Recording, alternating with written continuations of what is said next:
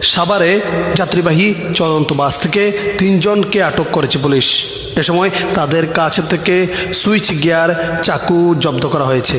বৃহস্পতিবার রাতে ঢাকা আরিচা মহাসড়কের সাভারের ব্যাংক টাউনে মৌমিতা বাসে তল্লাশি চালিয়ে তাদের আটক করা হয়। তারা সবাই ছিনতাইকারী বলে জানিয়েছে পুলিশ। সাভার সার্কেলের অতিরিক্ত পুলিশ সুপার শাহিনুর কবির জানান, গত ৩ মাসে ঢাকা আরিচা মহাসড়কের সাভার ব্যাংক টাউন থেকে পুলিশ টাউন পর্যন্ত এলাকায় যাত্রীবাহী চলন্ত বাসে ছিনতাই করে আসছে একটি চক্র। দেশীয় অস্ত্রের মুখে যাত্রীদের জিম্মি করে স্বর্ণালংকার, মোবাইল সহ মূল্যবান জিনিসপত্র লুট করছে তারা। এসব ঘটনা প্রতিরোধে ঢাকা জেলা পুলিশ সুপারের নির্দেশে ব্যাংক টাউন এলাকায় তল্লাশি চৌকি বসানো হয় বলে জানান এই কর্মকর্তা। তিনি বলেন, চৌকিতে রাজধানী ঢাকাগামী মৌমিতা পরিবহনে তল্লাশি করার সময় যাত্রীবেশে থাকা ৩ ছিনতাইকারীকে সুইচ গিয়ার, চাকু সহ আটক করা হয়েছে।